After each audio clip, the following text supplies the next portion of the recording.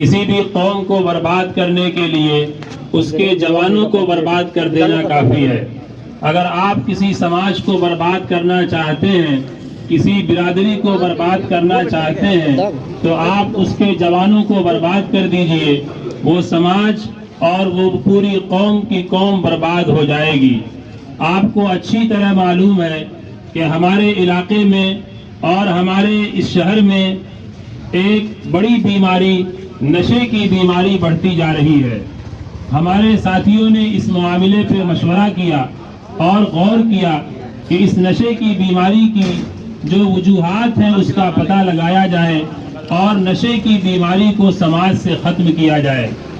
اور آپ کو یہ جان کر حیرت ہوگی کہ اس نشے کی بیماری میں جو لوگ مبتلا ہیں ان کی عمر بچپن والی بھی ہے۔ ایسا نہیں ہے کہ بڑے اور بوڑھے ہی نشے کی بیماری میں لگے ہوئے ہیں، بلکہ چھوٹے چھوٹے بچے، 10-12 سال کے بچوں کی عمر کیا ہوتی ہے، لیکن 10-12 سال کے بچے وہ شراب پینے کی لت میں لگ چکے ہیں۔ آپ کو یہ جان کر حیرت ہوگی کہ 12 اور 13 سال کے بچے نشے کی گولیاں لیتے ہیں۔ آپ یہ جان کر افسوس کریں گے کہ جس سولوشن سے گاڑیوں کے پنچر بنائے جاتے ہیں وہ سولوشن بچے بسکٹ پہ لگا کے کھا لیتے ہیں، اور وہ ایسی خطرناک بیماریوں میں مبتلا ہو جاتے ہیں کہ پھر اس کے علاج کی امید نہیں ہو سکتی۔ کیا کسی بچے کے باپ نے جب وہ بچہ پیدا ہو رہا تھا، کیا اس کی ماں نے کبھی یہ تصور کیا تھا، کبھی یہ سوچا تھا کہ جس بچے کے لیے آج ہم اتنی تکلیف کے ساتھ دن اور رات کاٹ رہے ہیں، کس قربانی کے ساتھ ایک عورت اپنے بچے کو جنم دیتی ہے، اور کتنی تکلیفوں کے ساتھ ایک عورت اپنے بچے کو وہ پالتی ہے، اور پھر جب وہ بچہ کچھ بڑا ہوتا ہے تو اس کی آنکھوں میں ایک ماں اور ایک باپ اپنے آگے کا خواب دیکھتے ہیں، لیکن انہیں کیا معلوم کہ یہ 12 سال کا بچہ کس بربادی کی طرف جائے گا اور کون سی بربادی کی طرف اس کے قدم اٹھیں گے۔ جس عمر میں بچوں کے ہاتھ میں قلم ہونا چاہیے، جس عمر میں بچوں کے ہاتھوں میں کتاب ہونی چاہیے، اس عمر میں ہمارے بچے وہ نشے کی بیماری میں مبتلا ہیں، اور جو عمر بچوں کی زندگی کو سنوارنے کی ہے وہ عمر بچوں کو برباد کرنے کی طرف لے جا رہی ہے۔ اس لیے دیکھیے، ہم اس طرح سے غفلت کی زندگی نہیں گزار سکتے، ہم اس طرح سے غافل ہو کر نہیں رہ سکتے، ہم چین کی نیند نہیں سو سکتے۔ جس سماج کے بچے برباد ہو رہے ہوں، جس سماج کے نوجوانوں کو لوٹا جا رہا ہو اور ان کی جوانی سے کھلواڑ کیا جا رہا ہو، آپ اس قوم کے جوانوں کی یہ حالت دیکھ کر، اس قوم کے بچوں کی یہ کیفیت دیکھ کر آپ سکون کی نیند نہیں لے سکتے۔ یہ معاملہ کسی مذہب کا نہیں ہے، یہ معاملہ کسی ایک گھر کا نہیں ہے۔ آپ اس علاقے کو چھان کر دیکھ لیجئے، ہر 2-4 گھر کے بعد ایک ایسا بیمار انسان مل جائے گا جو کسی نہ کسی وجہ سے نشے کی بیماری میں لت اور پت ہے۔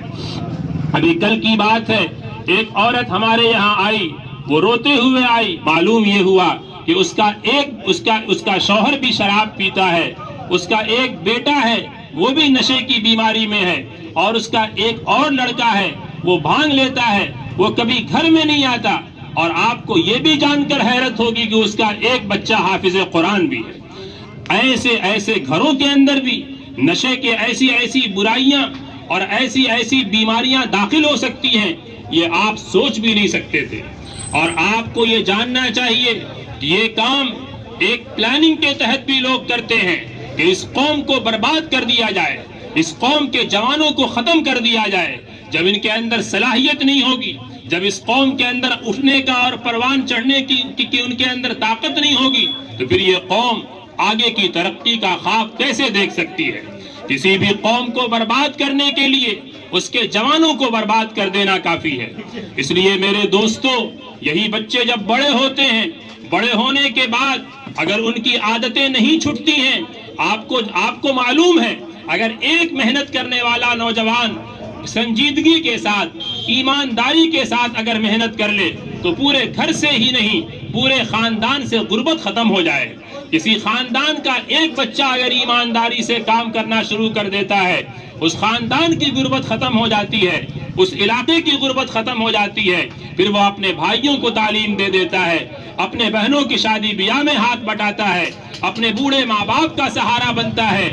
لیکن آپ کو معلوم ہے، جب ایک بچہ جو عمر اس کی کمائی کا تھا، جو عمر اس کی جوانی کا تھا، جس ہاتھ اور پیر سے محنت کر سکتا تھا، گھر کے اندر خوشحالی لا سکتا تھا، ماں باپ کے چہرے پہ خوشیاں دیکھ سکتا تھا، لیکن وہی نوجوان جب برے راستے کی طرف جاتا ہے تو اس گھر میں غربت آتی ہے، اس گھر میں فاقہ ہوتا ہے۔ اور یہی نہیں، پھر نتیجہ یہ ہوتا ہے کہ اس گھر کی بیٹیاں اپنی عزت کو بیچ دیتی ہیں، پھر اس گھر کی عورتیں اپنی عزتوں کو نیلام کر دیتی ہیں۔ یہ وجہ کہاں سے شروع ہوتی ہے؟ یہ شروعات ہوتی ہے اس نشے کی بیماری سے۔ اور پھر یہی نہیں، پھر ایسے لوگوں کی جب شادیاں ہو جاتی ہیں اور ان گھروں کے اندر جو بیٹیاں آتی ہیں، ان بیٹیوں کے ساتھ کیا ہوتا ہے؟ ظلم ہوتا ہے، زیادتی ہوتی ہے۔ شوہر نشے میں لت پت گھر میں آتا ہے، اپنی بیوی کو بھی ستاتا ہے، اپنی بیوی پر بھی ہاتھ اٹھاتا ہے۔ کسی کے ماں باپ نے اپنی بیٹی کو کسی کو اس لیے نہیں دیا تھا کہ وہ کسی کے ہاتھوں سے اسے پٹوائے اور اس کی عزت سے کھلواڑ کروائے۔ یہ دیکھیے ہمارا سماج کس درجے کو پہنچ چکا ہے۔ یہ سب کا سب اسی نشے کی بیماری کی وجہ سے ہوتا ہے۔ اس لیے میرے دوستو، آج آپ کے درمیان صرف نہیں آنا ہوا، بلکہ ہماری یہ سوچ ہے، ہماری یہ کوشش ہے کہ اس شہر کا کوئی نکڑ نہ بچ پائے جہاں پر ہم نشے کے خلاف لوگوں کے سامنے بات نہ کریں۔ کوئی چوراہا نہیں ہونا چاہیے جہاں پر نشے کے خلاف مہم نہ چلے۔ ہر انسان تک اپنی بات کو پہنچائیے۔ آپ کا دل وہ کسی کے ہاتھ میں ہے، وہ اللہ کے ہاتھ میں ہے۔ اس کا دل اللہ جب چاہے گا موڑ دے گا۔ پہلے سمجھانے کی کوشش کیجئے، کہنے کی تو فکر کیجئے، سمجھائیے تو لوگوں کو، درد تو لوگوں کا لیجئے، شاید اللہ کسی کا دل موڑ دے۔ اس لیے اگر کوئی ایسا شخص آپ کے محلے میں، آپ کے علاقے میں، آپ کے پڑوس میں، آپ کے رشتہ داروں میں، آپ کے علاقے میں اگر کوئی ایسا بیمار ملتا ہے تو خدا کے لیے اس بیمار کے پاس جائیے، اسے سمجھائیے، اسے پیار دیجئے، اسے محبت دیجئے، اس سے کہیے کہ یہ تمہیں اب تمہاری جوانی کو برباد کر دینے والی چیز ہے، تم اس سے توبہ کرو، اس سے باز آؤ، اس سے اپنے آپ کو بچاؤ، اپنے خاندان کو بچاؤ، اپنی عزتوں کو بچاؤ، اپنی بیٹیوں کی عزت کو بچاؤ۔ اس لیے کہ یہ نشے کی بیماری تمہیں بھی برباد کرے گی، تمہاری بہنوں کو بھی برباد کرے گی، تمہارے ماں باپ کی عزت کو بھی تار تار کر کے رکھ دے گی، اور تمہارا خاندان بھی نیلام ہو جائے گا، تمہاری پراپرٹی بک جائے گی، اور تم روڈ پہ آ کر کھڑے ہو جاؤ گے۔ تم اپنی حیثیت کو اس طرح سے برباد نہیں کر سکتے ہو۔ میرے دوستو، میں جانتا ہوں کہ یہ مسئلہ آپ کا نہیں ہے، یہ مسئلہ میرے گھر کا نہیں ہے، یہ مسئلہ میں جانتا ہوں کہ آپ کے گھر کا نہیں ہے، لیکن اگر یہ مسئلہ آپ کے پڑوس کا ہے، آپ کے محلے کا ہے، آپ کے خاندان کا ہے، آپ کے رشتہ داروں کا ہے، آپ کے پڑوسیوں کا ہے، تو آپ نظر انداز کر کے آگے نہیں بڑھ سکتے کہ یہ آگ تو کسی اور کے گھر میں لگی ہوئی ہے، یہ آگ میرے گھر میں نہیں لگی ہے۔ میرے دوستو، آج یہ آگ کسی اور کے گھر میں لگی ہے، کل وہ آگ آپ کے گھر میں لگے گی۔